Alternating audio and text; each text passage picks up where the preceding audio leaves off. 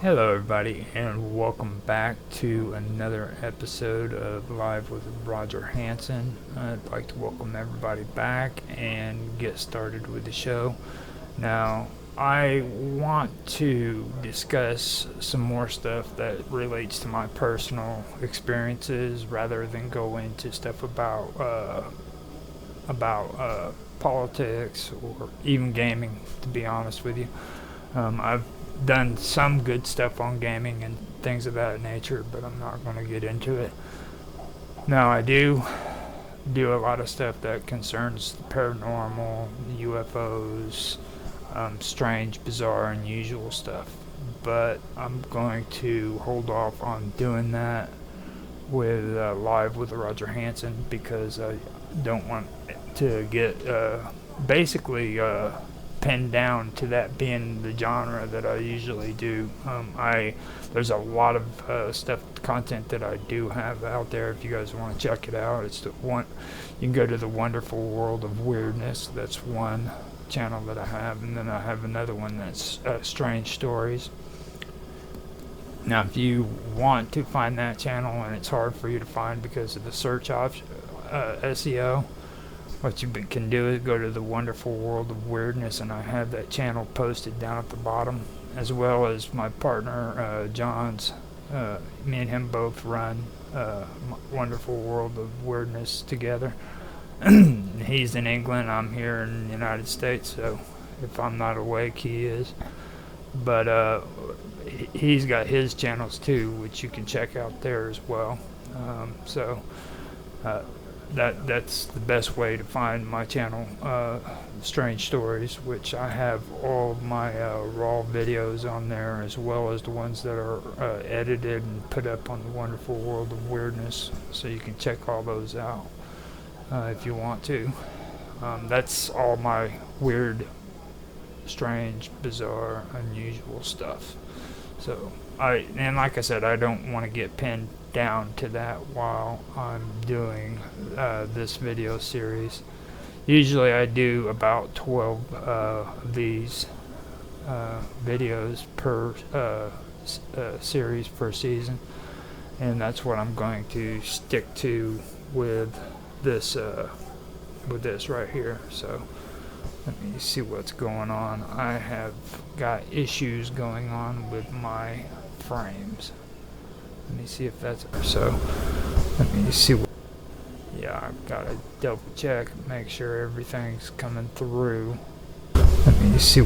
Yeah, I had a issue with my internet just now, so I wanted to get that. Of course, had to start doing it once I started recording, But it looks like we are all set up now.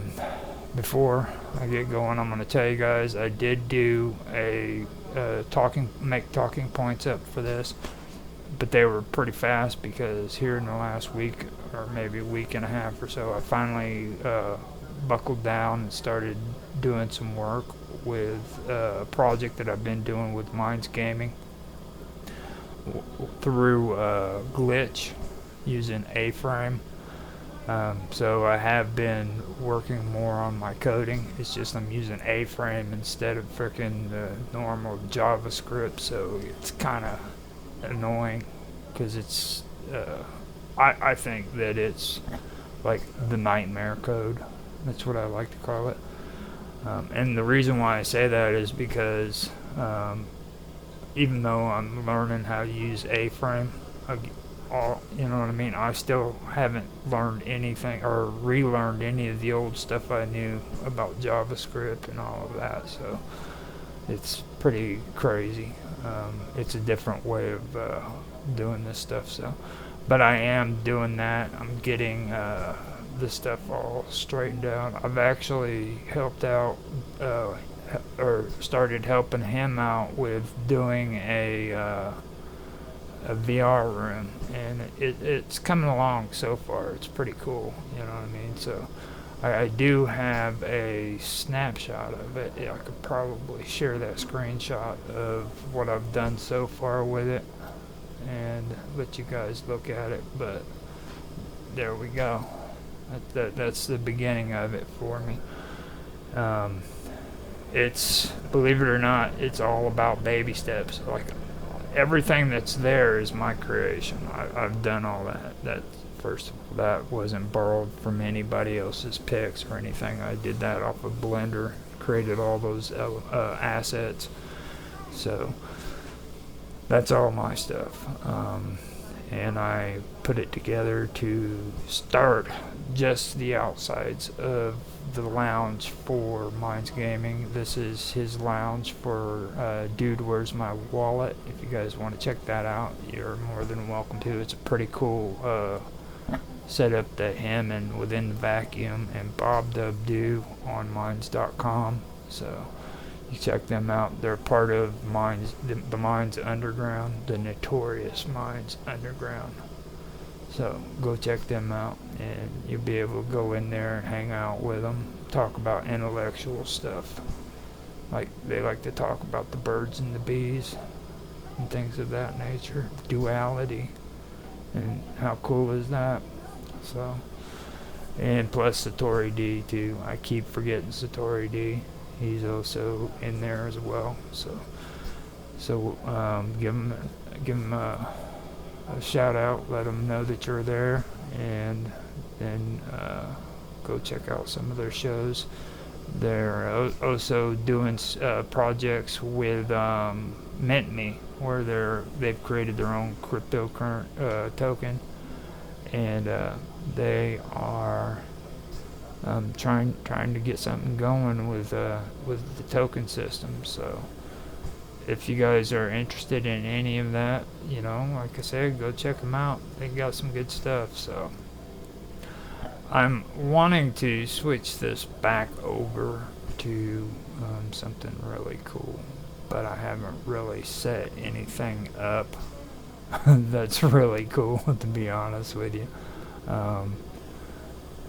And I really wish I did have something that's cool, but I don't. I'm trying to find out if I have any background images that I can use for this.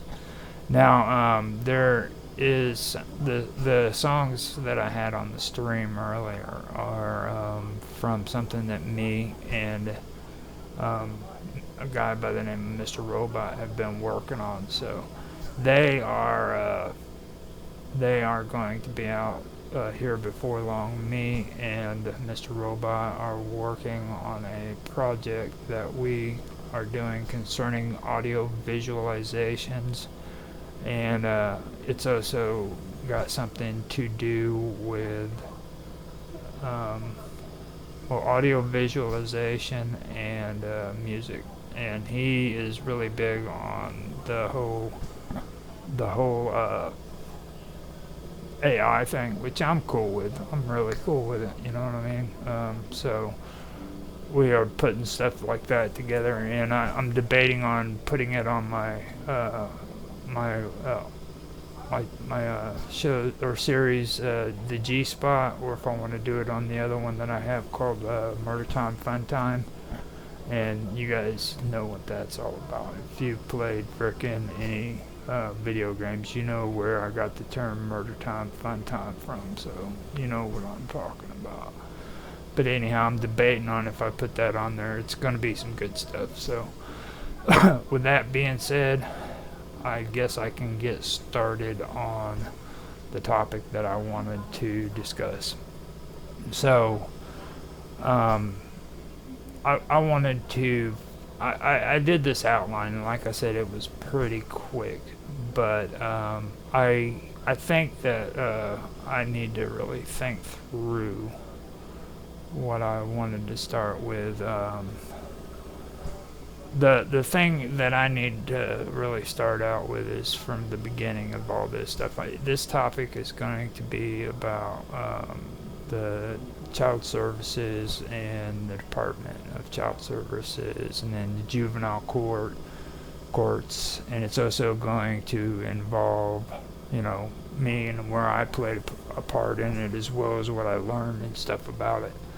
Now, first of all, where this all happened is I mentioned before where I had sobered up, and at the point where everything started up with my ex-girlfriend, it was about 2 years where I was sober. All right, and I've mentioned this before, maybe not on this video series, but I've mentioned it in other places. But what happened was, is I got into, after about 2 years of being sober, I jumped into this whole thing of wanting to make amends to everybody who I thought needed to be made, have amends made to them, and that is when I ended up bumping into an ex-girlfriend that I had back when I was like 21, 22. She was 18. So yeah, I was about 19 actually. I was about 19 years old when I first dated her. And we had went our separate ways, and I ended up bumping into her. And then after that happened, what happened was, is I decided that I was going to go visit her one night, and I went over to her house, and bam, it was on like Donkey Kong, you know what I mean? What I didn't understand was, is that even though I went there to make an amends to her, I was in the process of impregnating her. So I ended up having a baby with her. She was the second person that I had a baby with. My first one was back when I was 17 or 18. I was just hitting 18, I believe. And it was for my oldest boy back whenever he turned around and or whenever I was living in Arizona. Now that was a teenage pregnancy. So my first boy was born as a from a teenage mother, and the second one happened years later. I first met my second son's mom 2 years after the stuff happened with my first son's mom, and we went our separate ways, and then bam, next thing you know, I sober up. 2 years later, I ended up getting this girl pregnant with my second son. So that's how it all basically started. So I had 2 children out of wedlock, and it's kind of important to say that because this is a different area of the whole subject that doesn't really pertain to a lot of the stuff you hear about when it comes to it, because you'll always hear people talk about their experiences with the juvenile courts and the civil court, you know, when it comes to child custody, and they're married to one another, or they have been married, you know. But this is from the aspect of a father who was never married to the mother, or, you know what I mean? So this is for me really interesting because, for one thing, I've actually done research on a lot of stuff that pertains to this subject, and there aren't too many people who actually even have gone through these experiences, and a lot of them that I guess have gone through these experiences, they really don't want to talk about it because I guess there's a lot of guilt and shame involved in it, which, don't get me wrong, I mean, I do have a lot of guilt and shame that's involved in a lot of the stuff that's happened here because of my sons, you know what I mean? They didn't have the chance to have a real father in their lives for the longest time, you know, and I'm the one 100% that is squarely responsible for that. They deserve to have a father, you know, and I never got to watch them grow up, and I never got to change their diapers, or never had any of those things that's happened. And that's something that I do want to say, you know, because it's very important. And so that's basically where all of this starts out, you know what I mean? So I ended up not having a relationship with him, mostly because of my drug and alcohol addictions, and other issues that I'm not wanting to bring up. You know what I mean? But the the second one with my second boy, I can't even say that it was the drugs and alcohol. It was just a horrible relationship that me and his mother had that really turned out bad, and I ended up having to separate myself from that situation. Now, that is what I was talking about with my talking points. I believe that that I need to start at a different point from where I originally did my talking points. Now, what happened is me and my ex, we were dating, and I ended up getting her pregnant. Now, while we were dating, this was the same time that I was like living over in Evansville, Indiana, which is about a 3-hour drive from here where I'm at, West Frankfort, Illinois, Southern Illinois. And I was seeing her, but I was also going back to Evansville and working and living there. And then after a while, she ends up getting pregnant. Well, I turn around and I started thinking about, the whole family thing and doing it. I even proposed to her. I asked her if she wanted to marry me. And shortly after that is when things went bad. You know what I mean? Well, during the whole time period, too, things were getting bad because, I was visiting her for the weekends, and I would go off to AA meetings, you know what I mean? And when I came back home, or came back to her house, she was drunk, and she would freaking hide her alcohol up in the freezer and stuff whenever I was around, and then pull it out whenever I was not there and getting drunk, and things of that nature. It got to the point where I would be at work in Evansville, and I would get phone calls at work from her crying her head off and everything, drunk off of her ass. The next thing you know, she's doing that, and when I get over there, she's freaking going into complete blackouts where she didn't even realize that I was there, or she didn't know what was going on.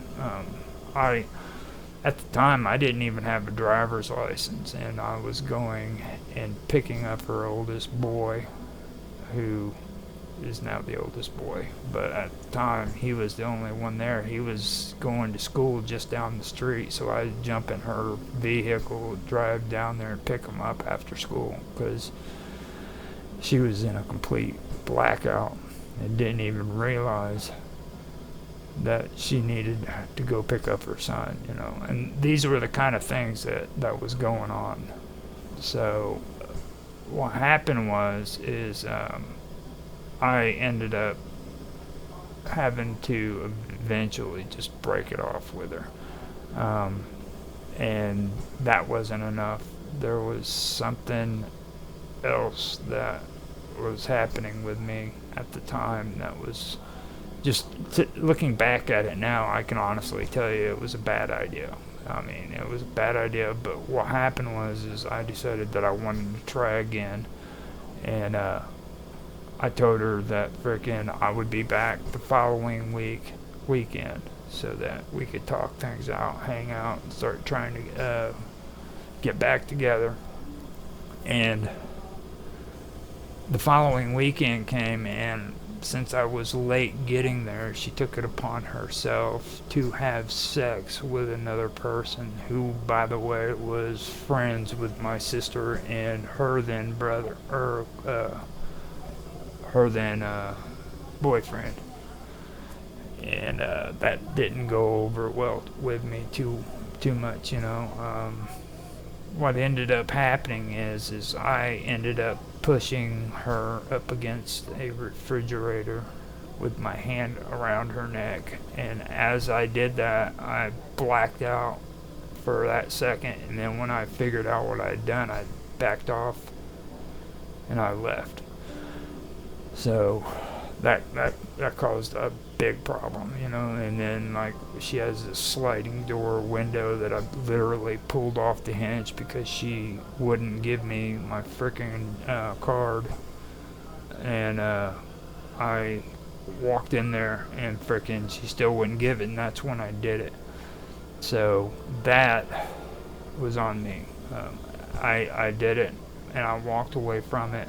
I went from her house to my parents' house and sat down on the kitchen at the kitchen table with my dad, and that's when the cops pulled up to my parents' front door, and I could see them out the front door.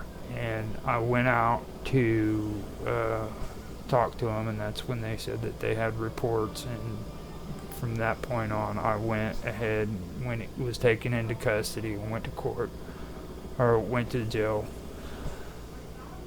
And that started out, that was the only incident I ever had that involved any kind of domestic abuse, just so people know that. Like, I'm not the person who goes around trying to beat up on women and stuff of that nature, but that is the only situation that's ever happened to me.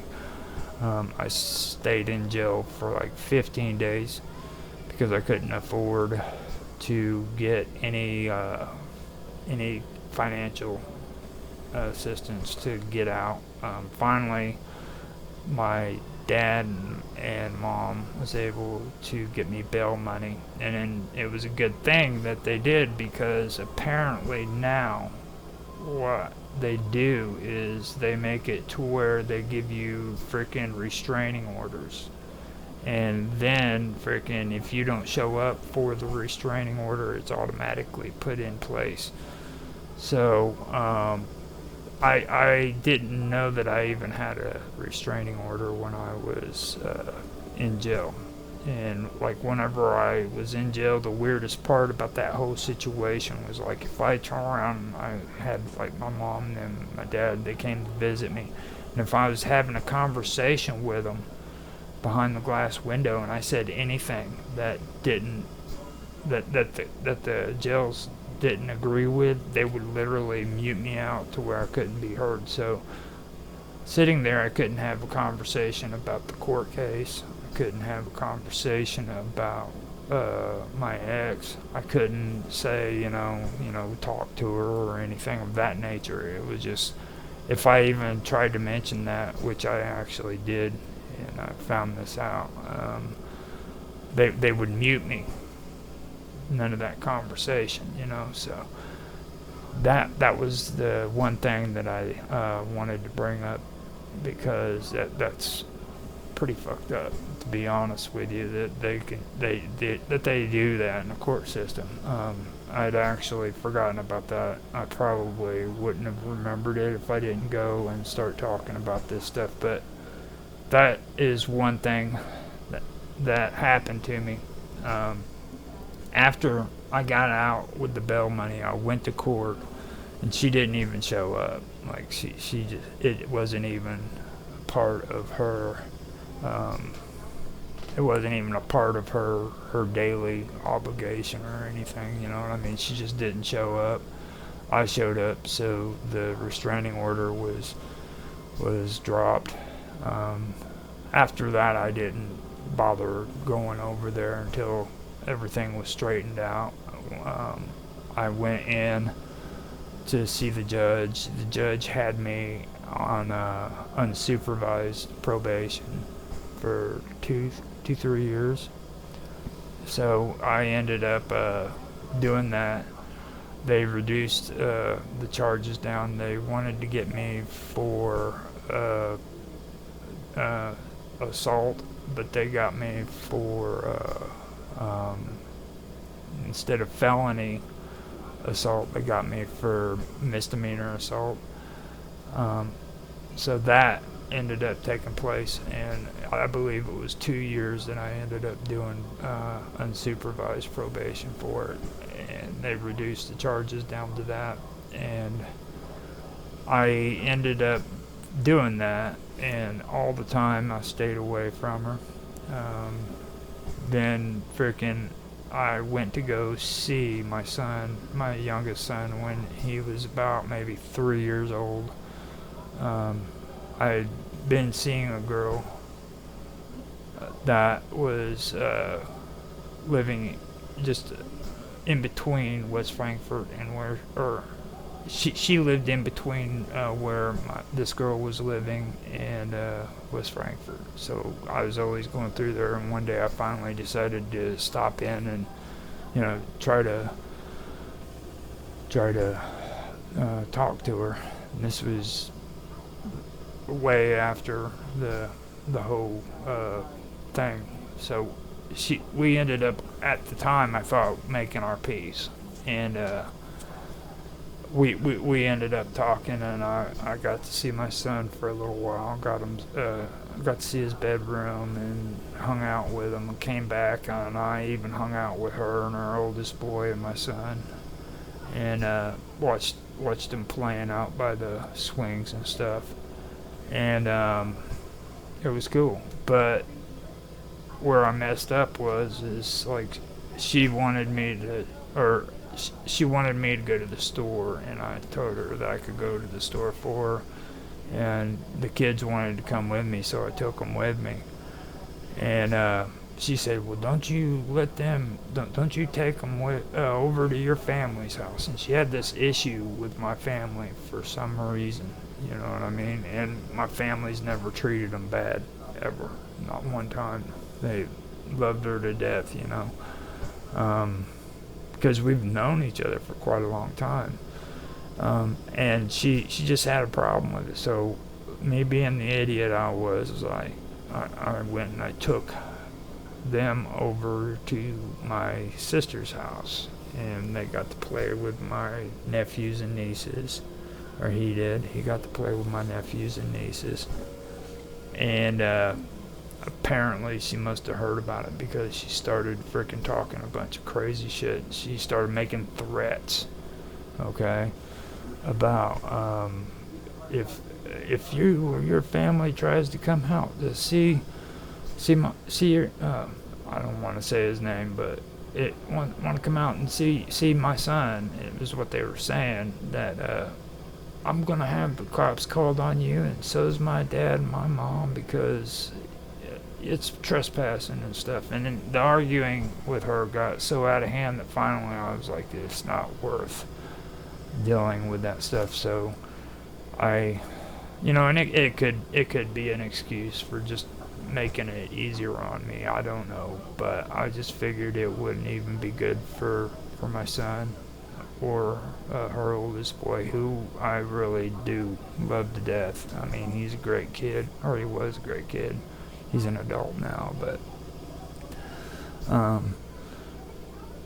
I figured it wasn't worth it, so I just backed off, and time went by, and as time went by, she ends up getting in trouble with the law. Okay, and there's a couple of other things in between what I just said and her getting in trouble with the law, but there's just so much chaos there, so much craziness, and remembering it all is just really, really hard to mention or bring up, you know what I mean? So I figured I need to skip ahead a little bit at the time. Let me get a drink of this. Now, what happened is she ends up getting in trouble with the law. Okay. Now, at that point, I end up getting a subpoena through. Okay. Now, I usually say through the mail, but the truth is it wasn't through the mail. The weirdest part about this was I ended up getting a knock on the door, and I wanted to point this out and bring it up because I've said it before where it was through the mail and it wasn't. And the reason why I say that is because my mailbox is right there at the front door, But what happened was, is this police officer came up, knocked on the door. I answered it, and he hands me a subpoena. He hands me an envelope. He just walks away, and I go, "What's this?" And he goes, "Don't know, or whatever, you know. I'm here to deliver it," and he walks away. So I ended up getting it from a police officer who literally handed it to me. Okay? And I open it up, and it's a subpoena. And the subpoena was notifying me that I needed to show up for court. Okay? So this whole time that I'm talking about, from when I was mentioning that to now, I hadn't seen my son or her, and I ended up getting the subpoena saying that I needed to show up.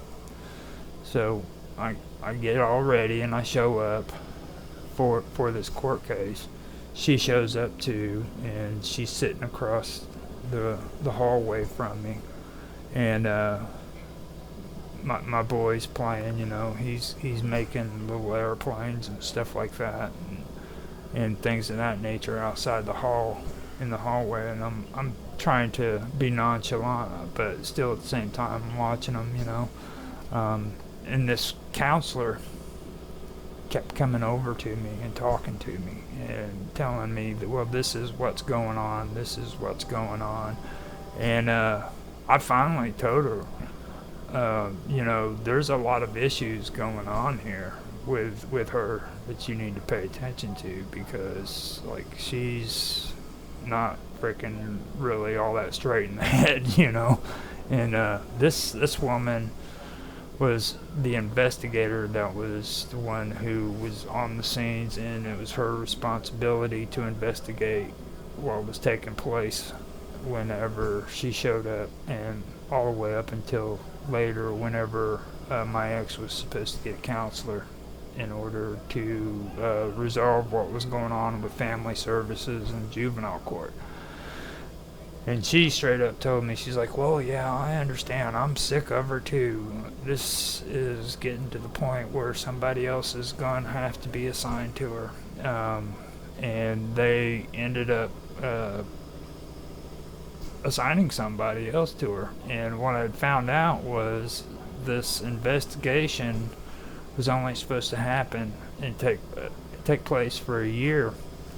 Well, it got so complicated with her that this investigation took 2 years, okay? It went over the time limit that was allotted for the family services to do their investigation, but they still continued to do it all the way up until a year.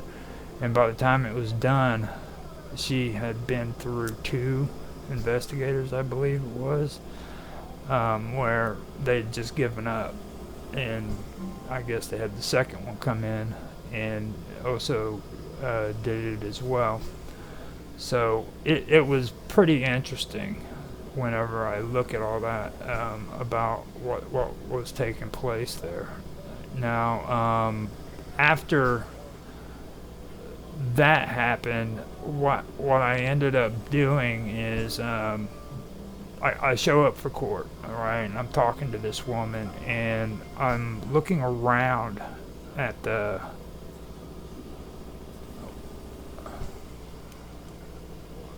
I was looking at around in the hallway, and the thing that got me was this little plaque that's sitting up on the wall, and it was talking about freaking all of these rights that women have or victims have and stuff like that. And I was watching my son play, and my ex was there with her mom, and I was paying attention to all these other people that were around, you know, and all the time they had it saying that this court system was or these trials that were taking place were private, and they weren't public, open to the public. So whoever went inside had to be family members, you know what I'm saying? Or not family members, people who were involved with the case. So that was one thing that really stuck out to me. Now, I ended up getting into the courtroom, and when I get into the courtroom, this is something that I wanted to bring up that is very important. I ended up going into the courtroom, and I found out that these people, the prosecuting attorney and the court, or the judge, okay, none of them had any idea how I was notified. Even though a police officer came up and gave me a subpoena to show up for court, they didn't know how I ended up getting that subpoena. Okay, they were even amazed that I was showing up there. They had no idea. Okay. What had happened is the court and the counselors that were all involved in it, or the investigators who were all involved with it, they took my ex's word when they asked her where I was, and she told them that I wasn't around. So they decided that even though she was in trouble with the court systems and with child custody, they decided to take her on her word for that, and waived a diligent search, which is supposed to be mandatory. Okay. Now, it's like I said, first they turn around and they freaking they extend this investigation from 1 year to 2 years when it's only supposed to be 1 year. But then they also waive a diligent search for me, which I also want to let everybody know. If they would have done this diligent search, they would have found out that I was only 15 minutes away from my own son. You know what I mean? All they had to do was do the diligent search, find out, oh wow, and I'm closer to the courthouse than what I am to my son. So I was even closer. I could walk there and be at court if frickin' I needed to. You know what I mean? That is what my issue was. Okay, so like they didn't even do the diligent search for me. So that was something that that got me. That was the reason why they were really surprised to see me when I showed up for court, because they had no idea how I ended up getting a subpoena, nor did they know where I was located. They didn't even do a diligent search to find me. You know what I mean? So when I showed up there, that was a big surprise for them. Now, like I said, I only live like 15 minutes away from my son, and maybe 5 to 10 minutes away from the courthouse, which has been just north of me.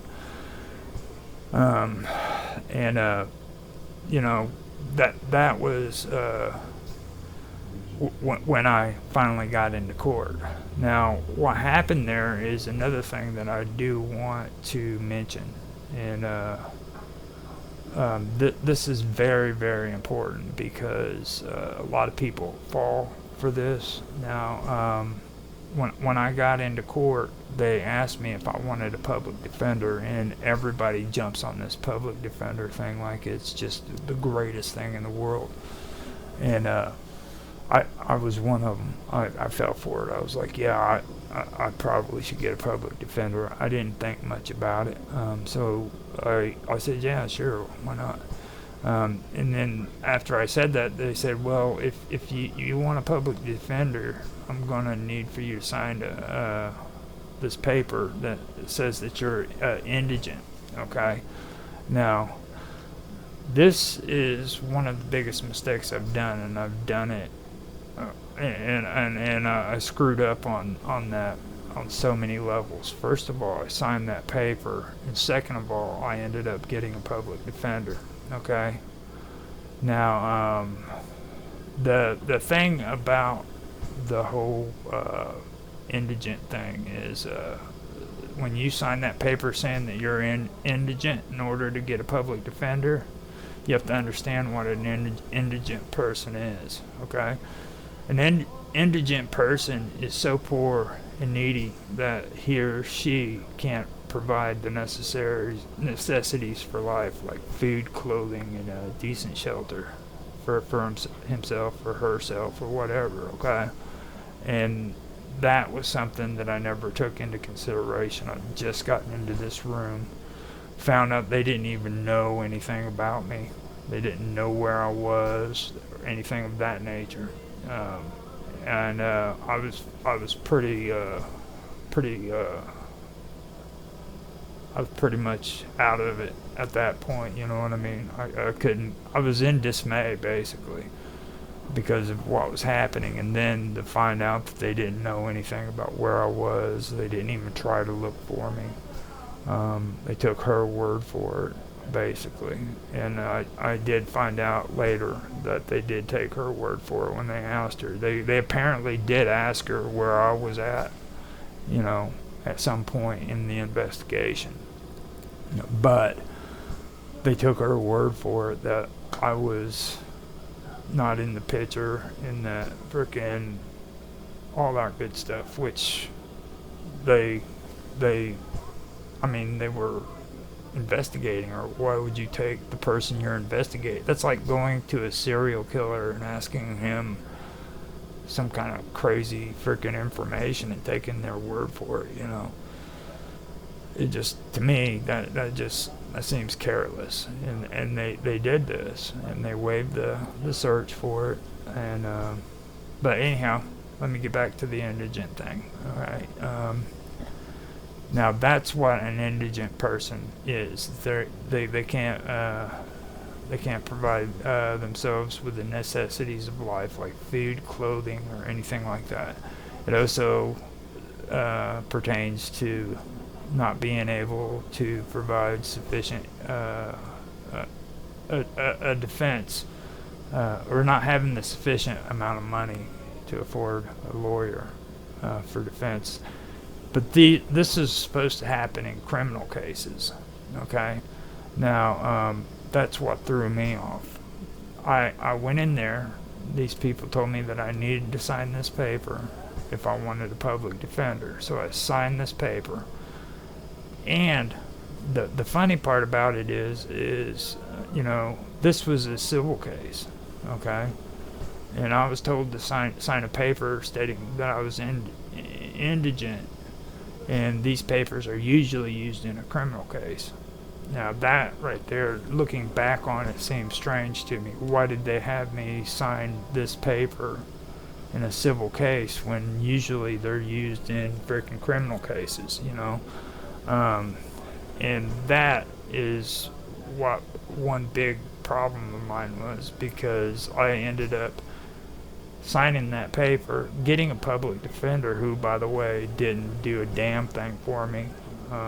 He ended up becoming my public defender, sat there and didn't speak on my behalf, didn't want to have anything to do with me. They gave me a number to contact him, and I went home. I ended up calling him on the phone that night, and he said, look, man, you know, I usually have to deal with guys like you.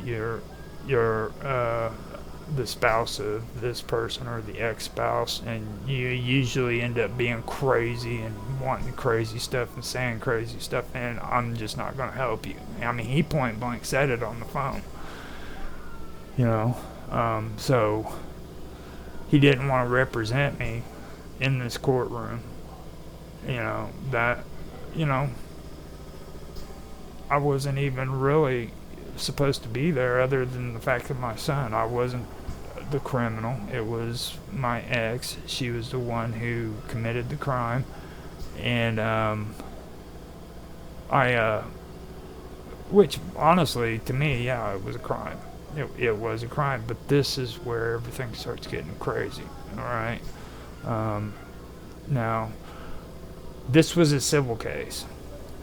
Now, the thing about it is I was told to sign that paper, and this paper said that I couldn't take care of myself, you know, with clothes or anything of that nature. And they gave me this public defender who literally did not want to speak on my behalf.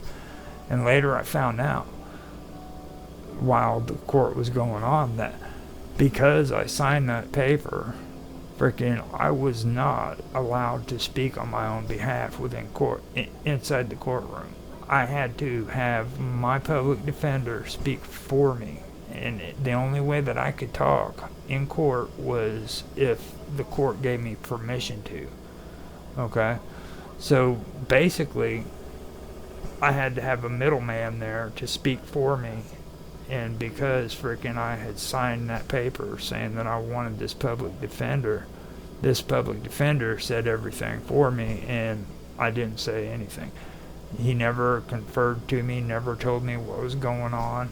And he went back into the back room when they did their little negotiations and everything, and he never once spoke to me about any of it. You know, that was something that I did want to share. I'm glad that I remembered that going through my talking points, because I didn't put it into the talking points. But that was something that I need to be careful, or that we all should be careful about. You know, be careful when you go into these courtrooms and you decide that you want a public defender, and understand that the reason for the whole indigent thing too is going to be coming up here before long, and there'll be a reason why I bring that up, especially when it comes to these child cases. Don't sign these papers because you don't have the money for a public defender if it's a civil case, and you're not in trouble with the law, is what I'm saying. Now, I guess certain situations are perfect or pertain to certain people at certain times, but just be aware when I tell you that you do not want to sign that paper. Okay? Now, this is where I wanted to go over the whole thing about civil cases versus criminal cases, and how it relates to my ex and to me and things of that nature. Okay? This will get into the whole indigent thing. Now, my ex-girlfriend, throughout all of this situation, was never charged with a criminal case, with a crime. All right, and that's the messed up part about it is they ended up going in, and by the way, during the whole process, she never once had my son taken away from her at all whatsoever. He was still in the household. He still lived there. He never left the house, basically. But my ex-girlfriend was never charged with a criminal case, okay? And the thing about it was, the really messed up part about it was my son was like 5 or 6 years old when this happened. And my ex tried to overdose in front of him, okay? Now, he turned around. He was smart enough at that age to where he could call for help. So he gets on the phone and he calls the ambulance, and the ambulance comes out there to help her. All right, and he probably saved her life that night. Okay, but she did. She sat there in front of him and almost overdosed because of freaking drugs and stuff. Which I knew she did have a problem with drugs problems too, because she back whenever whenever I was dating her and she was doing the drinking thing that I was mentioning, there was also the painkillers. She swore up and down she had a back problem, and she was going to all of these pain centers to get freaking Oxycontin and shit like that so she could freaking quote unquote relieve the pain, you know. She was doing that, and that's one thing that I do have to remember. She was doing that, and I've seen a lot of people since I've sobered up that are going around and doing that too. They're hitting these pain centers trying to get Oxycontins and drugs that are supposed to be doing that. But I heard that recently they've been cracking down on the opioids, so hopefully that's not as big of a trend as what it was when she was doing it, but she was doing it. But anyhow, she ended up almost overdosing in front of my son. He calls the ambulance the ambulance shows up. So the ambulance shows up, and they got her right there. She's ODing on drugs. Because she was ODing on drugs, the ambulance notified the police. So then you get the police showing up on the scene. So you have the ambulance and the police showing up on the scene too. All right. And still, out of that whole situation, the night that it took place, my son wasn't taken out of the home. He wasn't freaking taken to a place and evaluated to see if he had drugs in his system, which is a part of the family services regulations. They usually do that to find out if there's drugs in a system. That didn't happen.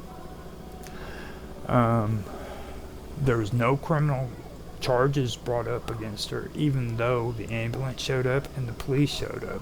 There was nothing. It was nothing. Only thing that happened is this investigator shows up like 2 days after it had happened, knocks on the door, and she refuses to answer the door for her. She did this repeatedly, over and over again, to where frickin' when they knocked on the door, she just wouldn't answer the door until finally they forced her to where she had to talk to him. You know, I guess it must have been through the court systems, threats of going to jail, something. I don't know much about that because the court systems doesn't allow you to know any more than what you need to know. You know what I mean? So, and through this whole situation, let me point it out to you too. She had no criminal case. This was a civil case, and not one time was there any drug courts involved. Like, she had no drug court involved. Counselors told my ex-girlfriend to lock up her drugs away from herself. All right, so these counselors, after the court happened, came in and told her that she needed to lock her drugs up so that she could keep them away from herself. And then they would go in and they would count the medication to make sure they that they weren't being abused by her, so that they could tell if she took them or not. You know, stuff like that. But there was no kind of counseling. There was no counselors talking to her. She had no drug court whatsoever. There was none of that going on. In the end, they placed my son in the custody of his grandparents and took her rights away. She had bad counseling and no treatment whatsoever. So that is kind of the background that happened there. That's the part that I wanted to get into before I started getting into a lot of things. This is my incident and what I had gone through with that situation, you know, and there's still more to it, you know. But what happened is I ended up started doing the stream and the streaming roughly about a year ago, and while in it I started getting involved with getting on Skype and doing roundtables and interviews and stuff like that. And don't get me wrong, I've been doing my own videos, but they're all recordings and stuff, and I would do live streaming with video games and everything, but not really talking too much. But when I say streaming, I'm talking about within the last year I did like the interviews and the talking to people and things of that nature. So what happened was I got involved with Skype and started networking with people, and I met a guy by the name of Naroki5, and he has his Red Pill Nation on there, and he posted this thing about another guy in another country who had a video about his issues with family courts and the law, and he was from another country. I don't know exactly what country that was, but he was talking about how he would get arrested if he spoke about it in public, you know. And that really stuck out to me because to my best ability, I don't know for sure if you could get in trouble here in the United States for talking about what's going on in court. You know what I mean? I don't know if there's a law against it here yet, or if there ever was a law, anything that. But when I heard that, that just caught my attention, and it made me reach out to Naroki and see if he knew who the guy was, So that's how I met Naroki. He came onto my show. I interviewed him and another guy, and that's how we started talking to one another. So that got me started on the whole thing about wanting to find out about people's experiences with things about the courts and juvenile courts especially, and things of that nature, and public defenders.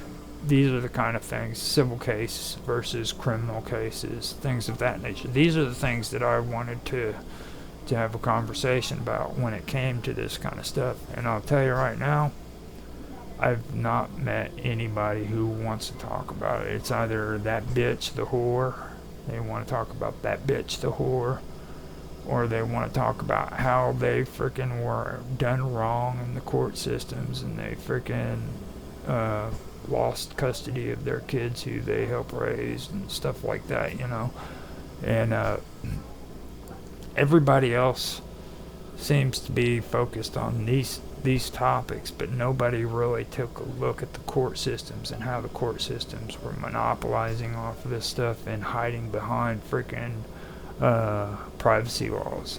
And they're literally closed courts. Okay. And that's the thing that I really wanted to get into, because the whole time I had to go through this stuff, I was researching, finding out legal documents and things of that nature. And I was reading blogs of family members who were involved with it, who lost the right to see their grandkids and their nephews and nieces and stuff of that nature.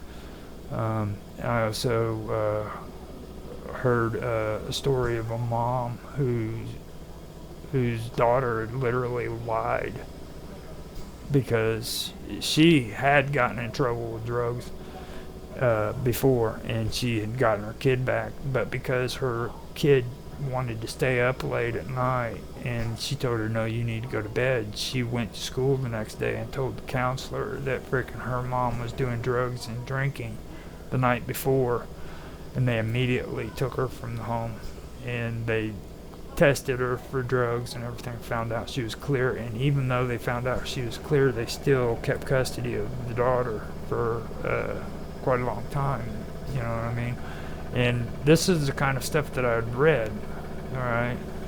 And all of this research that I'd found, I'd never heard anybody who's streaming about these topics or this subject ever talk about that kind of stuff. You know what I mean? None of them talked about closed courts, all right? How the juvenile system has set it up to where all of this is closed courts, and they use it because of privacy laws. They hide behind privacy laws in order to frickin' do whatever they want. You know, juvenile systems are literally hiding behind privacy rights to do whatever they want.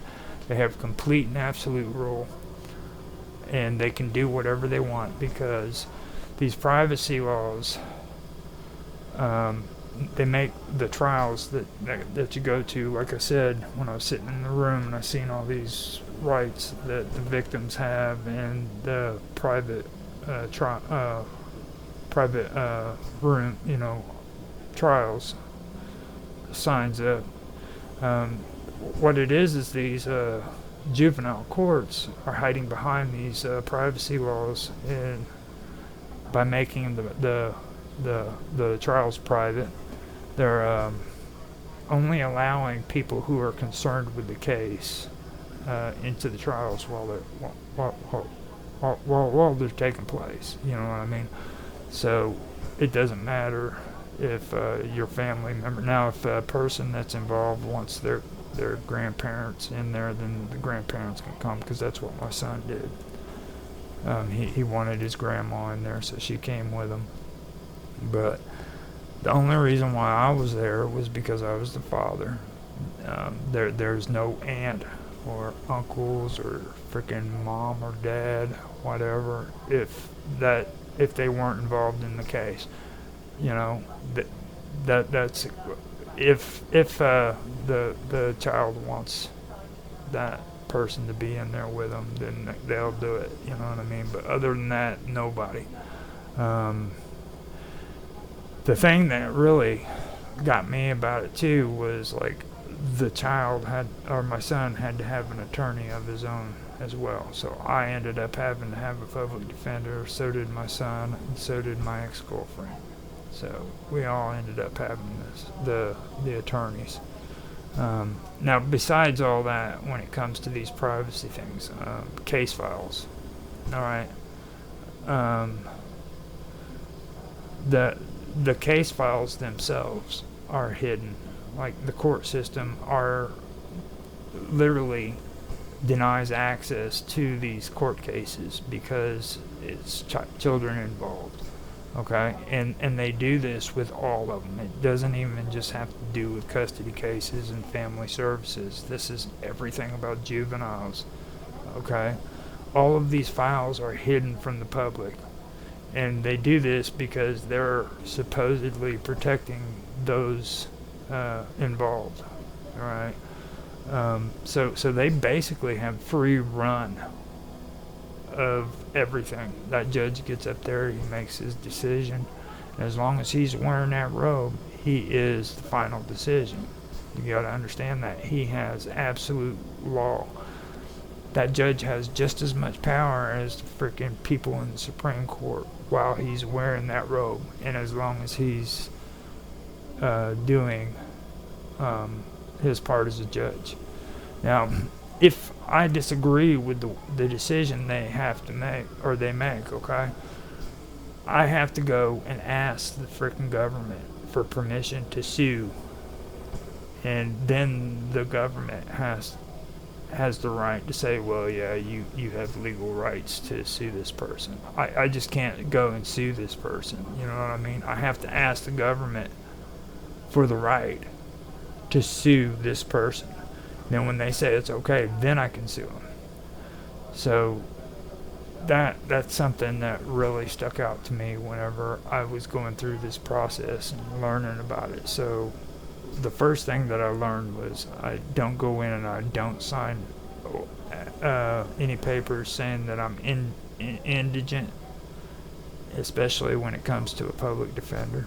Now, most people probably would get a public defender that would help them out, whatever, you know. But it didn't happen to me. It didn't happen to me at all. So I just wanted to say that. After that, I run into this situation right here. You know what I mean? With these files being hidden and everything. Even though I'm this boy's father, I wasn't allowed to know the information that was involved in the case. When it came to what the police, why the police didn't do an investigation and bring my ex up on charges, I wasn't allowed information on that. I wasn't allowed information on what these investigators found during their investigation.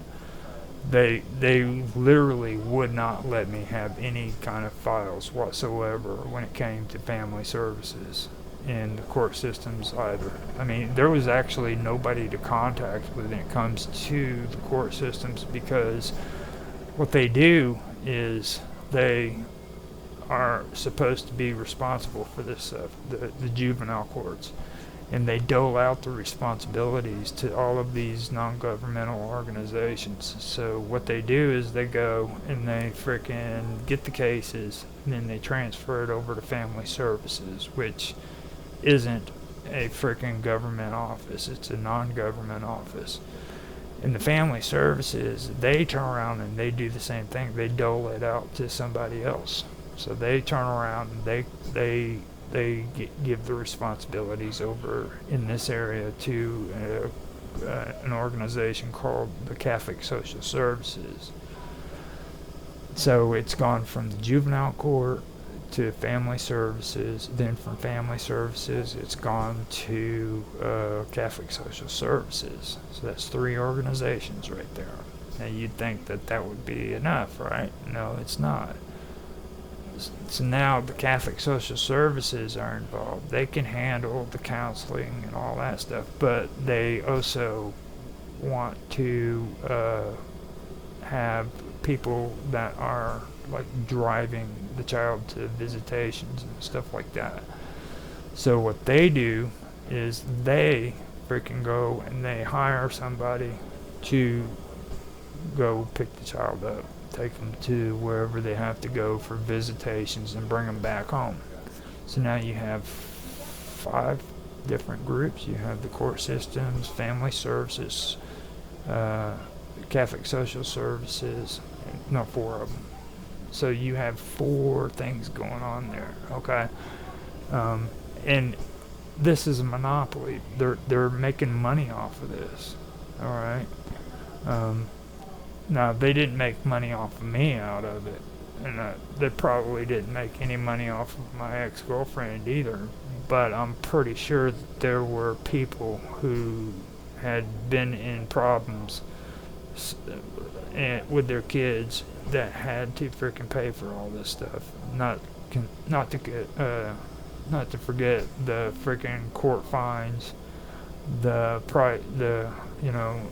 expenses that the court has for the public defenders and all of this stuff. So they're making money off of this stuff. You see what I mean? And all the time, freaking, they're doing that. Freaking, they're not taking care of what needs to be taken care of. They're not actually doing their jobs. You know what I mean? Like they've got freaking guidelines that they have to go by, and from my experience, they didn't follow those guidelines. First of all, they didn't do a diligent search for me, okay? Which it's mandatory. You know what I mean? So they can waive it, but that's if freaking the father can't be found. You know what I mean? I'm 15 minutes away from where he's at, and they didn't try whatsoever. They took the word of the person they were investigating over mine, or just period, took her word for it. So that was one thing that really stuck out to me.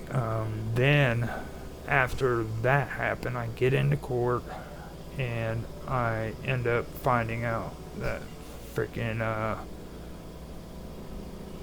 they didn't even know where I was, and they waived the diligent search. And then they asked me if I needed a public defender, and they when they did that, I said yes, not thinking, but in order for me to do that, they said, well, here, you're gonna have to sign these papers. So I signed this paper saying that I'm an indigent, and like I said, being an indigent means that you're not able to provide the necessities for life.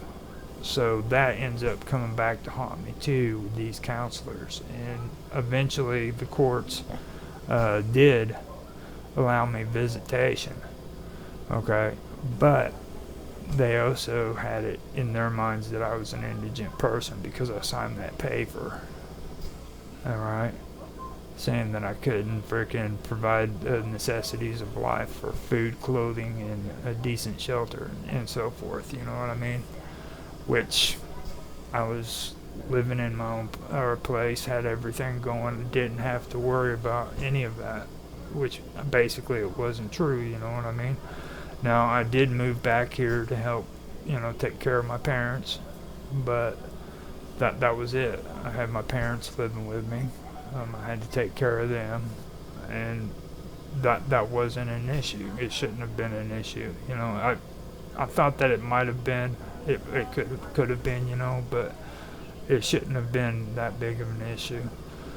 Now, that is something that ended up getting me sucked in, because all of a sudden, I'm going to, even though now let me also bring it up too that I was not involved in anything when it comes to my ex. I wasn't in her life when she was doing all of this stuff. She was getting involved with drugs and drinking heavily and stuff of that nature. I had nothing to do with that. But they still wanted me to go in to take a mental evaluation, which I did. I went and I voluntarily took this mental evaluation, and I passed it with flying colors. After that, they turned around and they wanted me to go and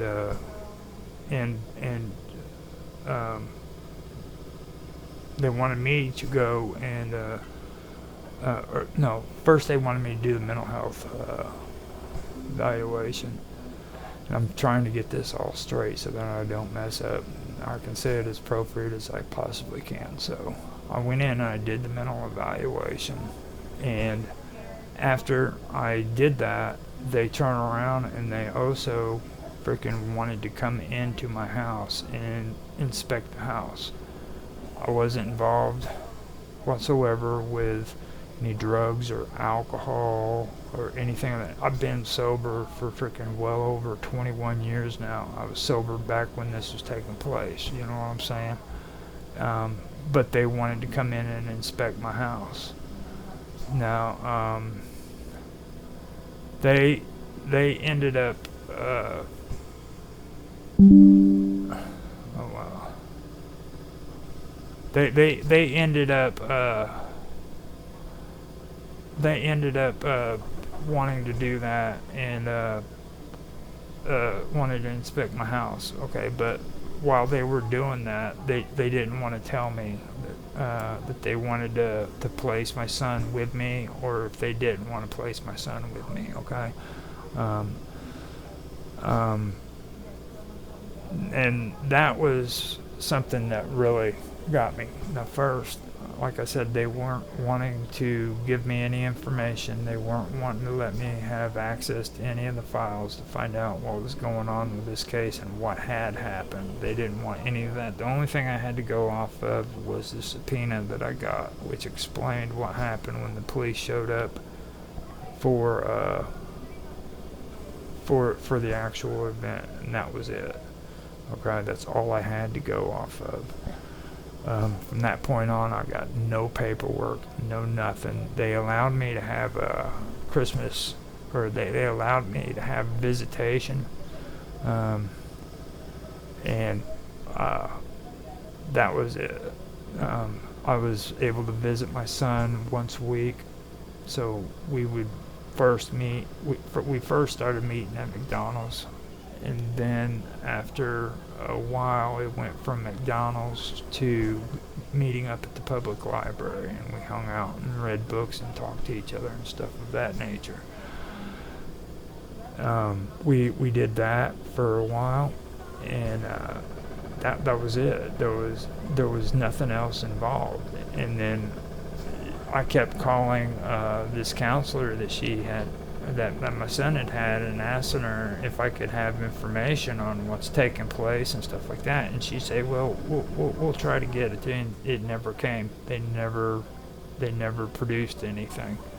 Then one day, all of a sudden, the family services wanted to inspect my house without telling me if they wanted to place my son with me or not. Nothing. They didn't say it. So I said no. You know what I mean? I even point blank asked them. I said, "Are you thinking about placing him in my house?" And she wouldn't say. So I said, "No, not until I can find out." And that was what persuaded them to go ahead and place my son with his grandparents. In my mind, that's what it was. Is because I wouldn't allow them to come in and do an evaluation of what my house looks like, because to me it seemed as if they were trying to find a way to make it to where I couldn't have freaking custody of my son more than it was to help me have custody of my son. You know what I mean? And then they turn around and they created that loophole to where they could give custody over to to my son's grandparents, his mom and dad, and still allow me to have freaking my custody. They couldn't take mine away, but guardianship is what they used. Instead of them having custody of my son, they had guardianship of him. So they were his guardians, and I still had custody, and my ex no longer had custody. Okay? And the messed up part about that whole situation is the fact that it goes even farther than that. His grandparents on her side live like 2 houses down away from him. Now they do live out in the country, so when I say 2 houses down, it's like a lot. Okay, so you have 1 lot and then 2 lots, but her house is visible from right where they live.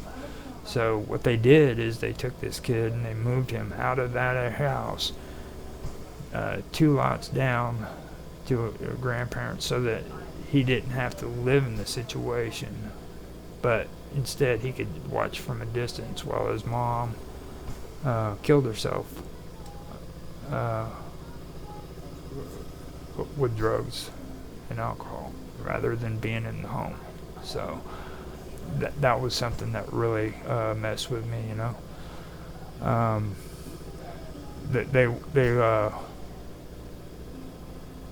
They ended up coming up with this excuse that they wanted to go off of the wishes of my son over my wishes, which at this time was him being in my custody. And it got to the point where I finally said in court, you know, look, I want custody of my son, and the judge basically berated me right there in the courtroom because I didn't show up for like 2 freaking court cases or court things, you know.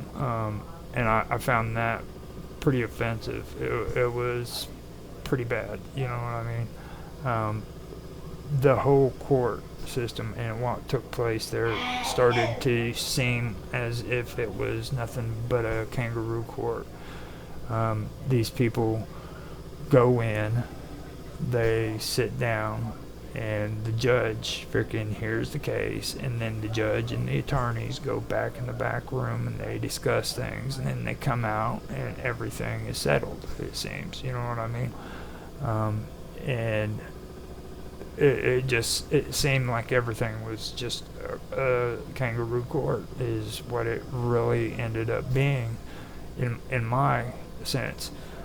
It got to the point where my ex literally stood up. The reason why I said I wanted custody of my son was because my ex ended up standing up and talking shit to the judge, and then started talking shit to me and walked out of the courtroom. Okay? And I'd sat there and I'd paid attention and I'd listened, and freaking I watched as these people freaking allowed this woman to freaking get away with drug abuse after drug abuse. Okay?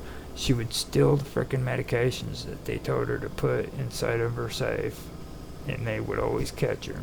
They let her slide on it. They freaking did this for another year and a half, all the way through. And never once did she get in trouble with the law. Did they force her to go into some kind of treatment, drug court?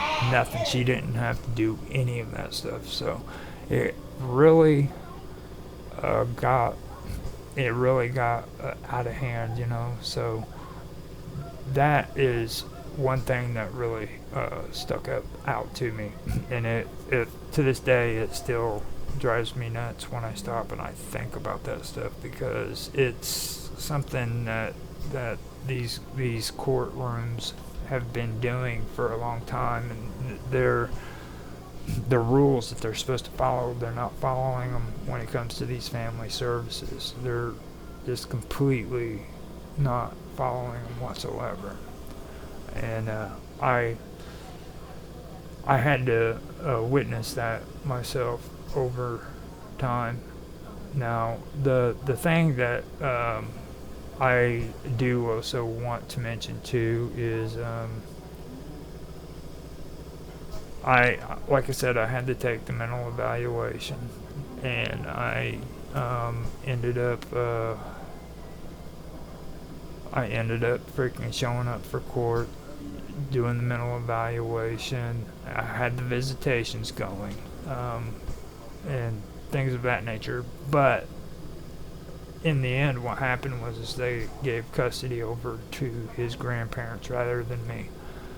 And well, the final blow was that really hit me hardest was a week before Christmas. Okay, this woman who was his counselor calls me on the phone a week before Christmas and says, we are no longer going to do the visitations for you anymore.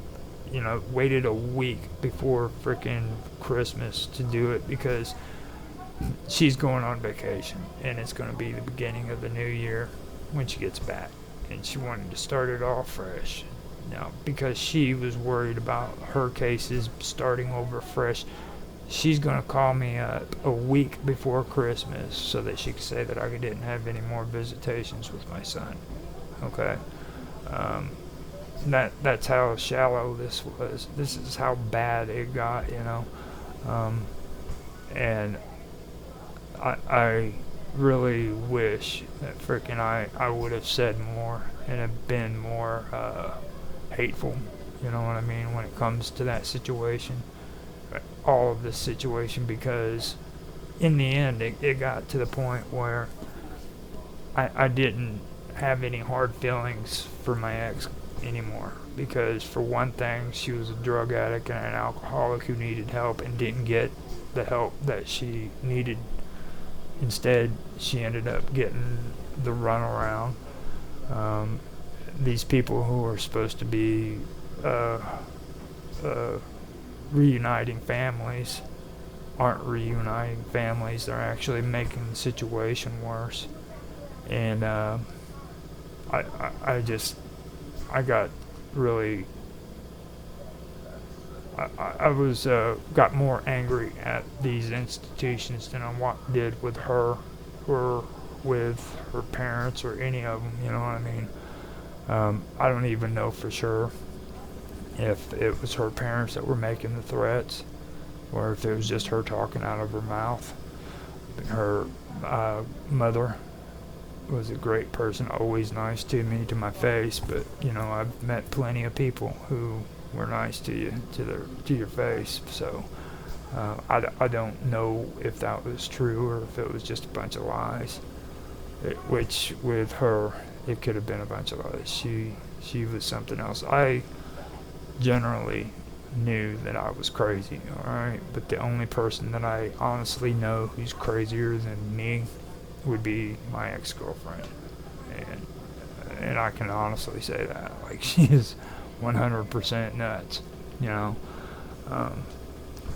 So that was something that I had to deal with when it came to, or that I have to deal with. Like, I don't know for sure if that's true or not. I know that there was a lot of things that were said later on when it comes to my son. Me and him had a falling out because eventually what happened is my son was, like I said, living 2 houses down from his mom with his grandparents, and at this point, what I'm about to get into,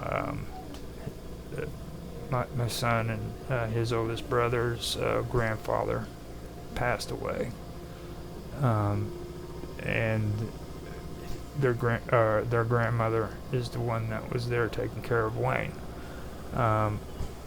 Now, all this time, my ex is running around, running and gunning is the term that we used. She was doing the drugs still, doing the alcohol, getting in trouble, and somehow she ends up stealing my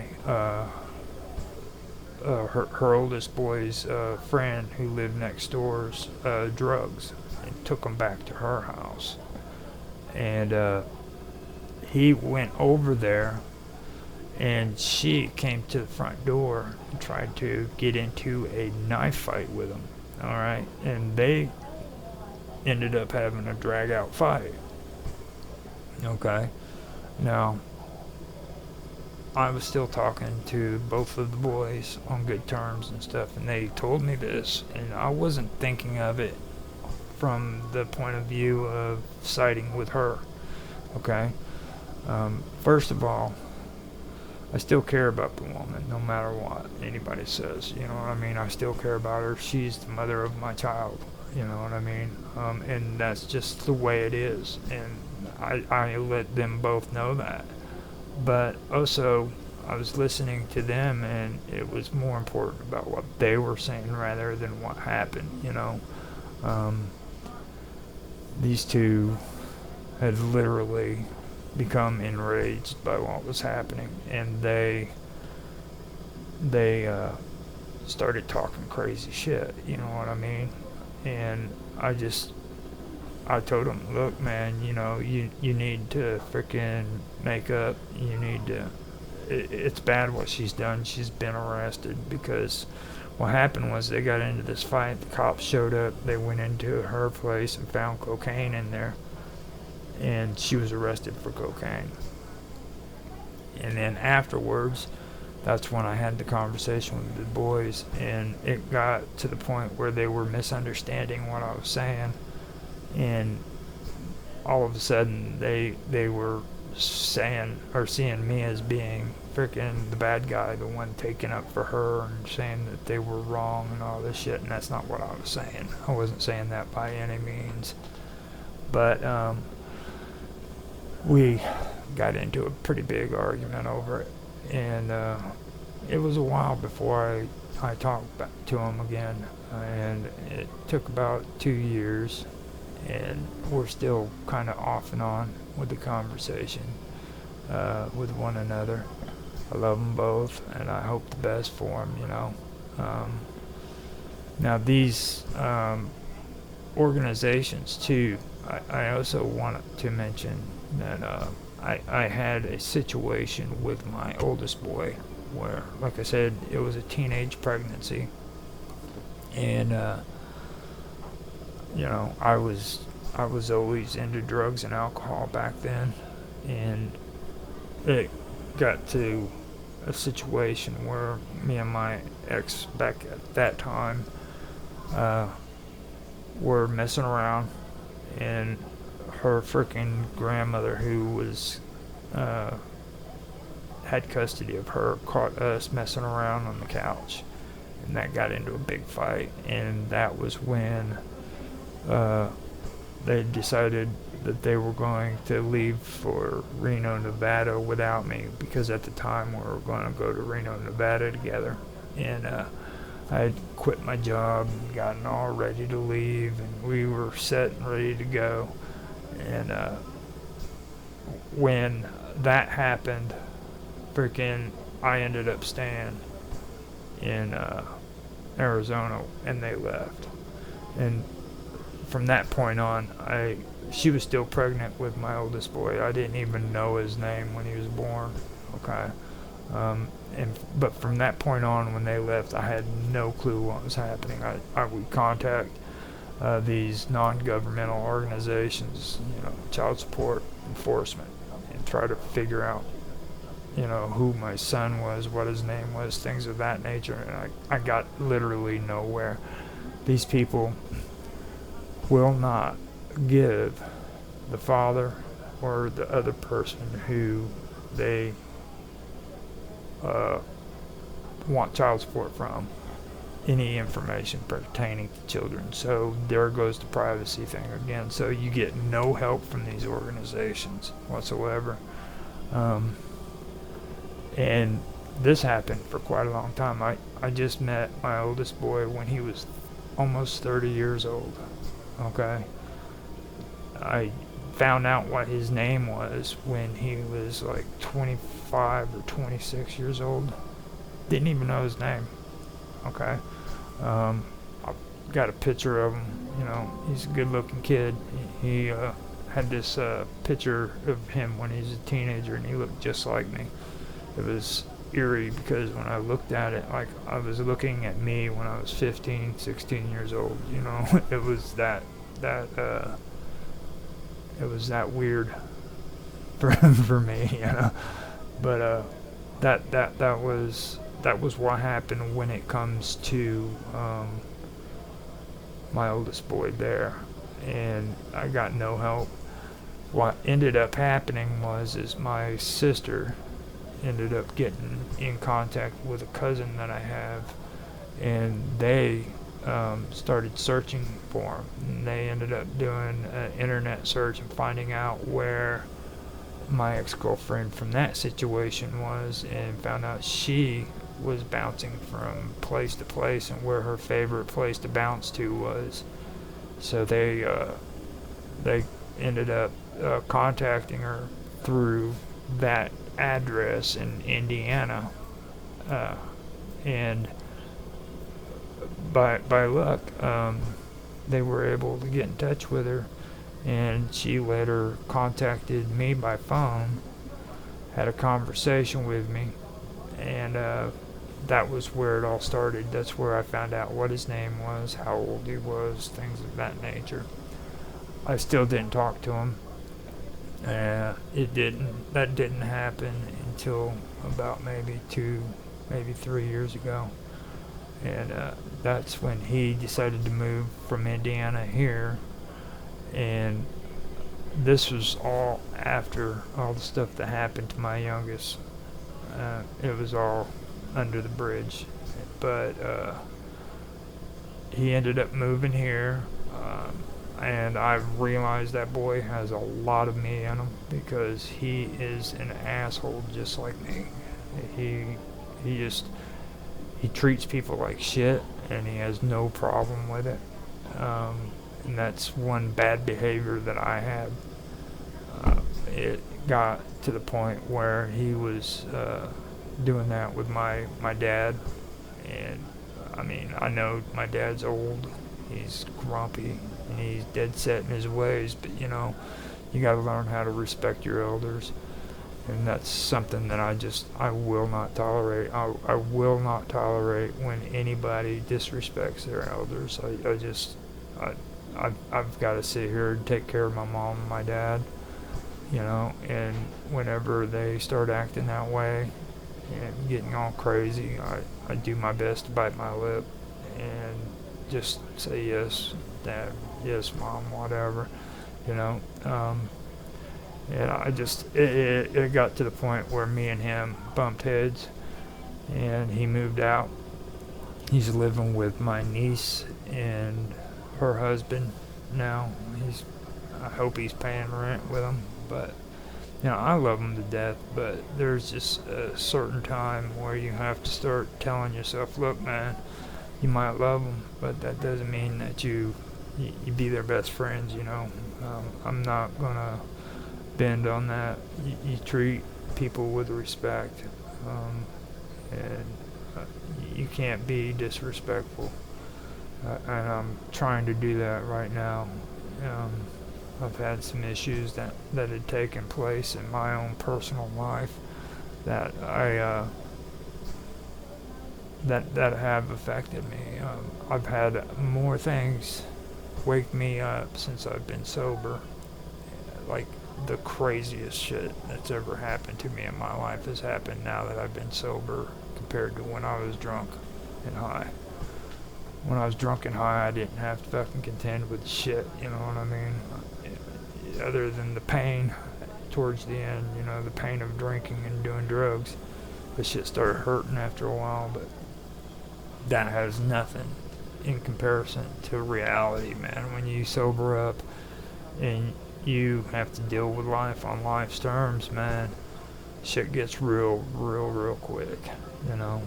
You start figuring out that you need to start being a better person, start treating people right, and if you see something that's going down that's wrong, then you need to say something about it. You just don't sit there and take it and pretend like it's not happening. You know what I mean? Because that's what's going on in the world today.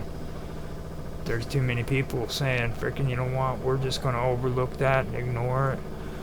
And hello, Bob Dub. I didn't see you in chat. Sorry about that. I'm gonna say hello back to you, but I'm kind of stuck in a serious conversation with myself right now, but it's true. I'm starting to see that stuff now that I'm getting older, that we need to be more, as older people, we need to be more freaking, well, not older people, because like my dad and mom, they're in their 70s and 80s. I'm in my 50s. I'm the next generation of them. You know what I mean? And I'm seeing this stuff happen. Like, I can see what's going to happen to me by watching them. I can also see how these younger people are going to treat me when I'm their age.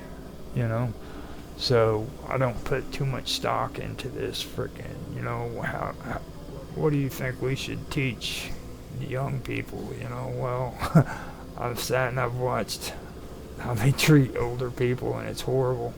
It really is. It's a real horrible thing, and that's what society's turning into. It's lack of respect for these people. They just treat them like shit and think that freaking it's okay to, and it's not okay.